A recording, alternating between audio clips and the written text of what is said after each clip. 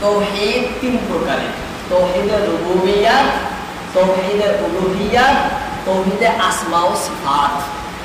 সব কিছু একা আল্লাহ করে, এটা তাওহীদে রুবুবিয়্যাহ। আর একমাত্র আল্লাহই ইবাদতের হকদার, এটা হলো তাওহীদে উলুহিয়্যাহ। আল্লাহর ইবাদতে কাউকেও শরীক করা যাবে না, কোন মানবকেও শরীক করা যাবে না, কোন দানবকেও শরীক করা যাবে না, কোন ফেরেশতাকেও শরীক করা যাবে না, অন্য কোন মাখলুকাতকেও শরীক করা যাবে না। একমাত্র ইবাদত হবে আল্লাহর। আল্লাহ ছাড়া কারো ইবাদত চলে না। কোন রাসূলের ইবাদত হবে না, কোন ওলির ইবাদত হবে না, কোন আলিম উলামার ইবাদত হবে না। ইবাদত একমাত্র হবে আল্লাহ তাআলার। ইবাদত একমাত্র আল্লাহ তাআলার হবে।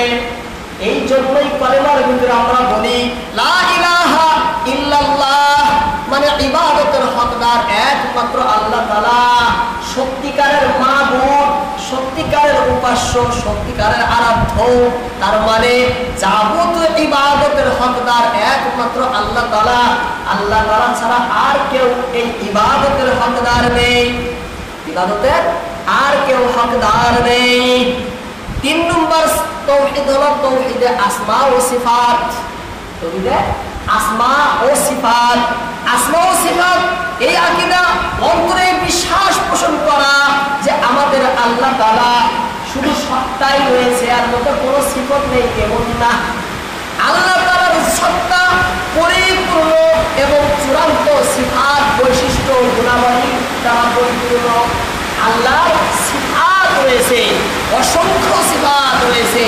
আল্লাহ তাআলার অগণিত গুণাগুণ রয়েছে, চূড়ান্ত পর্যায়ে সিফাত আল্লাহর কাছে রয়েছে।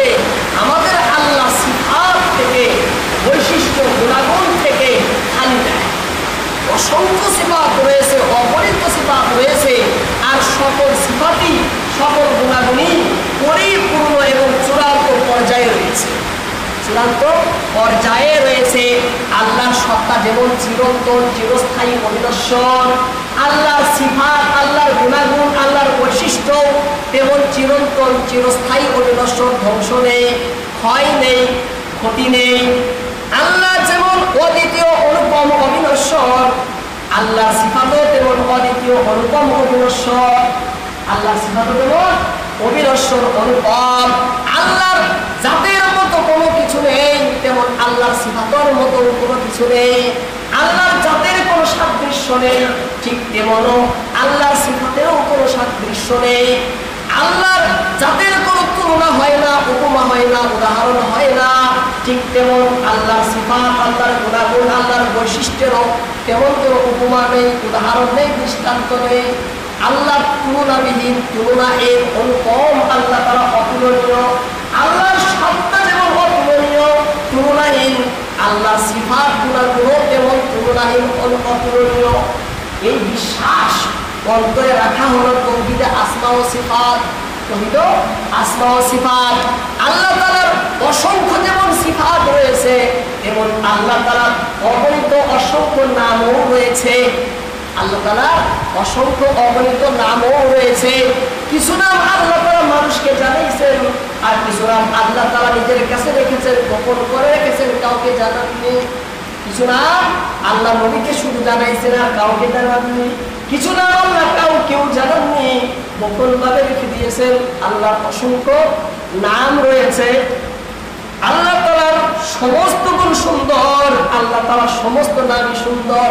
আল্লাহ তাআলার কোন নামের ভিতরে আল্লাহর শ্রেষ্ঠত্ব প্রকাশ পায়, আবার কোন কোন নামের ভিতরে আল্লাহর মহানত্ব, আল্লাহর বরত্ব, আল্লাহর মর্যাদা প্রকাশ পায়, আবার কোন কোন নামের ভিতরে আল্লাহ তাআলার প্রেম, দয়া, করুণা প্রকাশ পায়। যেমন রহমান, রহিম দ্বারা আল্লাহর করুণা প্রকাশ পায়।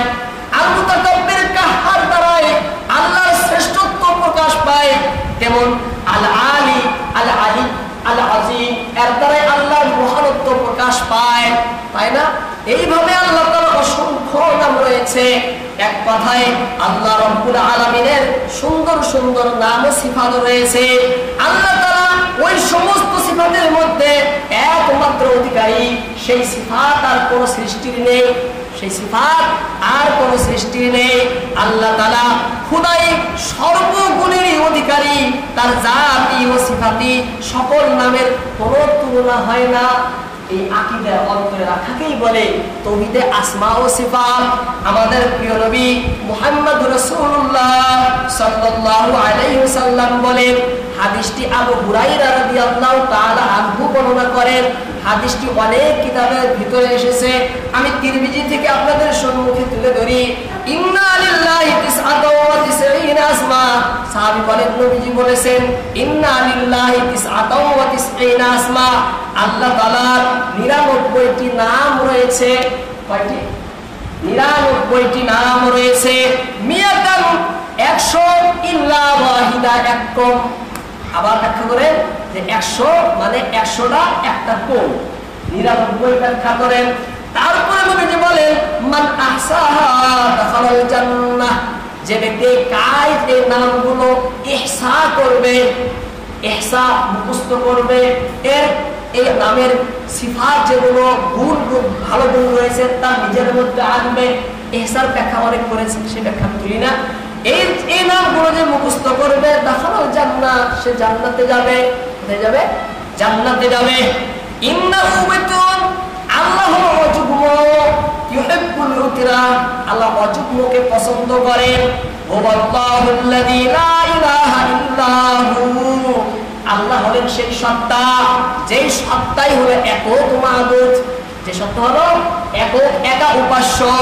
হুয়ার রহমানুর রহিম, তিনি রহমান, তিনি রহিম। আল মালিকুল কুদ্দুসুস সালামুল মুমিনুল মুহাইমিন আল আজিজুল জব্বারুল মুতাকাব্বির আল খালিকুল বারিউল মুসাব্বিরুল গাফফারুল কাহ্হারুল ওয়াহ্হাব। এইভাবে লম্বা 90টি নাম নবী তুলে ধরেন। এই সমস্ত নাম কার? আল্লাহ তাআলা। এই অনেক সুন্দর সুন্দর নাম আল্লাহ তাআলা রয়েছে। এই সমস্ত বস্তুর প্রতি অন্তরের ভিতরে পরিপূর্ণ বিশ্বাস স্থাপন করাই হলো তাওহীদে আসমা ও সিফাত। এবার প্রশ্ন জাগে, পরিষ্কার হয়ে গেল তাওহীদ সম্পর্কে, তাওহীদুল রুবুবিয়্যাত, উলুহিয়্যাত, আসমা ও সিফাত। এবার প্রশ্ন, আল্লাহর তাওহীদ সম্পর্কে দলিল তো আপনি দিলেন না। আল্লাহর তাওহীদ, আল্লাহ যে এক, একা, একক, অদ্বিতীয়, এবং আল্লাহর তাওহীদ একত্ববাদ যে মানতে হবে, আল্লাহ যে একা, একক, এর প্রমাণ কি? কথা বুঝতে হবে সবাই। আল্লাহ যে একা, সর্বক্ষেত্রেই আল্লাহ একা না? একে তো তাওহীদ বলে। হ্যাঁ, সর্ব ইবাদতের হকদার একা আল্লাহ, সবকিছু একা আল্লাহ করেন। আল্লাহ যে সর্বদিকে একা, একক, অদ্বিতীয়, এর প্রমাণ কি আর দলিল কি? এর প্রমাণ এবং এর দলিল অসংখ্য দলিল রয়েছে। আল্লাহ তাআলা পবিত্র কোরআনের ভিতরেই একটি যুক্তি পেশ করেছেন মানুষকে বোঝাবার জন্য, জাগতিক যুক্তি। আল্লাহ নিজেই একটি যুক্তি তুলে ধরেছেন পবিত্র কোরআনের ভিতরে। সেই যুক্তিটা আমি আপনাদের সম্মুখে তুলে ধরব বিস্তারিত ভাবে। এই গোটা বিশ্বজগৎ, এই গোটা সৃষ্টি, এই গোটা বিশ্বের সুন্দরতম নিজাম, এই সুন্দরতম শৃঙ্খলা, এই গোটা বিশ্বের শৃঙ্খলা এবং এই গোটা বিশ্ব যে পরিচালনা হচ্ছে, এই পরিচালনার ভিতরে অট্টতা, অখণ্ডতা, অবিচলিতা, অচঞ্চলতাই সাক্ষ্য দেয় আল্লাহর একত্ববাদের, তাই না? এই গোটা বিশ্ব জগৎ, আসমান, জমিন, জমিন বিস্তৃত ভাবে রয়েছে, আসমান সমুন্নত হয়ে রয়েছে, এবং সূর্য তার ঠিক ঠিক সময়ে পহর দেয়, এবং ঠিক ঠিক সময়ে এই আকাশ থেকে বৃষ্টি বর্ষণ হয়, এই জমিন থেকে শস্য উৎপাদন হয়, উদ্ভিদ গজায়, দিন হয়, রাত হয়, মানব জীবন ও মরণ, মানুষের সৃষ্টির হয়। এই গোটা বিশ্বের একটি নিজাম পরিচালনা। সূর্য পূব থেকে উঠে আবার পশ্চিমে অস্ত যায়। এই যাবতীয় কিছু একা একা হয় না, নিজে নিজে হয় না, স্বয়ংভাবে হয় না। কেউ তো চালক রয়েছে, এর পরিচালক তো কেউ রয়েছে, এর নিয়ন্ত্রক তো কেউ রয়েছে। গোটা বিশ্ব এক বিশাল কারখানা, বিশাল সুন্দরতম শৃঙ্খলা। এই পরিপূর্ণভাবে শৃঙ্খলার সাথে যে চলতেছে, এই শৃঙ্খলা কেউ অটুট রাখেন, কেউ অবিচল রাখেন, কেউ অচঞ্চল রাখেন। এই অচঞ্চলতায়, এই অবিচলতায়, এই অখণ্ডতায় সাক্ষী দেয় আল্লাহর একত্ববাদের, আল্লাহর তাওহীদের, তাই না? যদি এখানে এক আল্লাহ না হতেন এখানে যদি এক সত্তা না হতেন, এখানে যদি এক সৃষ্টিকর্তা না হতেন, এখানে যদি এক প্রতিপালক না হতেন, এখানে যদি এক পরিচালক না হতেন, এখানে যদি এক সংরক্ষক না হতেন, এখানে যদি এক সংহারক না হতেন, তাহলে গোটা বিশ্বের নিজাম, গোটা বিশ্বের শৃঙ্খলা লন্ড ভন্ড হয়ে যেত, গোটা বিশ্বের কারখানা তছনছ হয়ে যেত। এই গোটা বিশ্ব সঠিক নিয়মে চলা, এর শৃঙ্খলার সহিত চলাই সাক্ষী দেয় এর নিয়মটা একমাত্র একা, তাই না? একমাত্র একা না। যদি দুইজন থাকতো তাহলে দুইজনের তো সমান পাওয়ার হতো। যদি বলেন না তার কম পাওয়ার, তাহলে সে খোদাই হবে না। খোদা তো সেই যার সম্পূর্ণ পাওয়ার রয়েছে, তাই না? খোদা কাকে করে? যাবতীয় যে করে তাকে তো খোদা বলবো।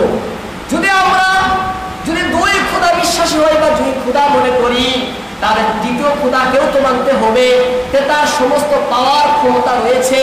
যদি আমরা সেই খোদাকে মানি তার কোনো পাওয়ার নাই, সে খোদাই হলো কিসের? সে খোদাই কিসের খোদা হলো? তার পাওয়ার নেই, তাকেও তো মানতে হবে তার পাওয়ার রয়েছে। তাকে পরিপূর্ণ দুই খোদার পাওয়ার হলে দুইজনের ভিতরে কোনো না কোনো সময় টক্কর তো লাগবেই, দ্বন্দ্ব তো হবে, ইখতিলাফ তো হবে, মতানৈক্য তো হবে না? অবশ্যই হবে। একজন কাউকে সৃষ্টি, একজন চাইবে আমি সূর্যকে উঠাবো না, আর একজন চাইবে আমি সূর্যকে উঠাবো, হবে না এরকম? কিন্তু এমন কোনো কিছুই হয় না। কেউ বলে আমি আম থেকে লিচু বের করবো, কেউ বলে না না আমি আম থেকে আম বের করবো। হ্যাঁ, করতো না এরকম?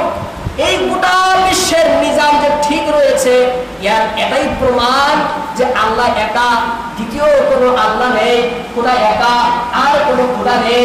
একক সত্তা, একক অস্তিত্ব, একক শক্তি, একক ক্ষমতা, একক স্থিতি, একক মাবুদ, একক উপাস্য, একক আল্লাহ তাআলা, একক খোদা গোটা বিশ্বকে পরিচালনা করছেন, গোটা সৃষ্টিকে প্রতিপালন করতেছেন, গোটা বিশ্বর ব্যবস্থাপনা তিনি করেন, গোটা বিশ্বর সবকিছু কর্তৃত্ব একক মাবুদের হাতে, তাই না? এই যুক্তিটা আল্লাহ রাব্বুল আলামিন পবিত্র কুরআন সূরা আম্বিয়া 22 নম্বর আয়াতে তিনি বলেন, আমি আপনাদের সম্মুখে কিছু ব্যাখ্যা করে তুলে ধরলাম। আল্লাহ বলেন, লাউ কানা ফীহিমা আলিহাতুন ইল্লাল্লাহু লাফাসাদাতা ফাসুবহানাল্লাহি রাব্বিল আরশি আম্মা ইয়াসিফুন। আল্লাহ বলেন, হে বিশ্বের লোকেরা তোমরা শোনো, জ্ঞানের সহিত তোমরা শোনো, লাউ যদি কানা হতো, লাউ যদি কানা হতো ফীহিমা, এই আসমান এবং জমিনের ভিতরে, এই আসমান এবং জমিনের ভিতরে যদি হতো আলিহাতুন, অনেক মাবুদ, অনেক উপাস্য, অনেক খোদা, অনেক আল্লাহ যদি হতো, ইল্লাল্লাহ, এক আল্লাহ ছাড়া যদি অনেক মাবুদ হতো, লা ফাসাদাতা, তাহলে আকাশ থেকে থাকতো না, এই জমিন থেকে থাকতো না, গোটা বিশ্বের নিজাম অচঞ্চল থাকতো না, সব কিছু লণ্ডভণ্ড হয়ে যেত। কে বলছেন? আল্লাহ নিজে বলছেন। এর দ্বারাই প্রমাণ পাওয়া যায় যে সবকিছু একাই আল্লাহ করেন, সবকিছু একাই আল্লাহ করেন। সুবহানাল্লাহ রাব্বিল আরশি আম্মা ইয়াসিফুন। আল্লাহ তাআলা বলেন, সুতরাং তারা যা বলে তা হতে আরশের রব আল্লাহ পবিত্র, মহান। কাফেররা, মুশরিকরা, তাওহীদের অবিশ্বাসীরা, তাওহীদের বিরোধীরা যা কিছুই বলে, আমাদের রব আল্লাহ তাআলা সব কিছুই থেকে পবিত্র, পাক, সাফ, তিনি মহান এবং সর্বশ্রেষ্ঠ। আল্লাহ বলেন, দেখো এই যে যারা একক মানতে রাজিরা, তারা ভুলের মধ্যে আছে। তারা কি বলে বলুক না, আল্লাহ তাআলা তার থেকে তিনি স্বয়ং পবিত্র, তিনি নিজে পাক, পরিষ্কার। তাদের বলার জন্য কোনো কিছু আসে যায় না, তাহলে না মানার জন্য কোনো ক্ষতি হয় না। আল্লাহ তাআলা বললেন, গোটা সৃষ্টির একক সত্তাকে একমাত্র আল্লাহ তাআলা ছাড়া আর কোনো মাবুদ নেই। কোরআনের ভিতরে অনেক দলিল পেশ করেছেন আল্লাহ তাআলা নিজের তাওহীদের উপরে। আমি সেই সমস্ত দলিল আপনাদের সঙ্গে এখন বলি না। তাহলে তিনটা কথা ক্লিয়ার হয়ে গেল। তাওহীদে রুবুবিয়্যাত কাকে বলে, তাওহীদে উলুহিয়্যাত কাকে বলে, তাওহীদে আসমা ও সিফাত কাকে বলে, এবং এর দলিল কি, হ্যাঁ, আল্লাহর তাওহীদে একত্ববাদের প্রমাণ কি। এবার এই যে আল্লাহ ৩ নম্বর আকীদা যে আল্লাহর সিফাত সম্পর্কে, আল্লাহর সিফাত হলো ২ প্রকারের। কয় প্রকারের সিফাত? ২ প্রকারের। একটা হলো সিফাতে মুহকামাত আর একটা হলো সিফাতে মুতাশাবিহাত। সিফাতে মুহকামাত বলা হয় ওই সমস্ত সিফাত যে সমস্ত সিফাত প্রকাশ্য, স্পষ্ট এবং দ্ব্যর্থহীন। আল্লাহর সিফাত একদম পরিষ্কার, বোঝার জন্য কোনো কিছু বাকি নেই। এবং মুতাশাবিহাত বলা হয় ওই সমস্ত সিফাত যেটা অস্পষ্ট, দ্ব্যর্থহীন না এবং যেটা প্রকাশ্য না। এবার সিফাতে মুহকামাতের ভিতরে আবার ২ প্রকার, সিফাতে জাতিয়া, সিফাতে ফেলিয়া।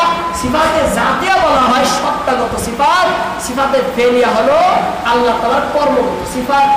আল্লাহ তাআলা সিফাতে জাতিয়া বা সত্তাগত সিফাত হলো ৭টা। ওর ভিতরে ১ নম্বর হলো হায়াত বা চিরঞ্জীবতা, ২ নম্বর সিফাত হলো আল ইরাদা বা ইচ্ছাশীলতা, ৩ নম্বর সিফাত হলো কুদরত বা ক্ষমতাশীলতা, ৪ নম্বর সিফাত ইলম বা জ্ঞানশীলতা, ৫ নম্বর সিফাত সামা বা শ্রবণশীলতা, ৬ নম্বর সিফাত বাসার বা দর্শনশীলতা, ৭ নম্বর সিফাত কালাম বা বাকশীলতা। এবার এই সমস্ত বস্তু বিস্তারিতভাবে বলার দরকার আছে। আল্লাহ যদি তৌফিক দেন ইনশাআল্লাহ আগামী শুক্রবারে আপনাদের সম্মুখে বিস্তারিতভাবে আল্লাহর সিফাত মুহকামাত মুতাশাবিহাত, আগামী শুক্রবারে মুহকামাত সম্পর্কে, তারপরের শুক্রবারে মুতাশাবিহাত সম্পর্কে তুলে ধরবো ইনশাআল্লাহ তাআলা।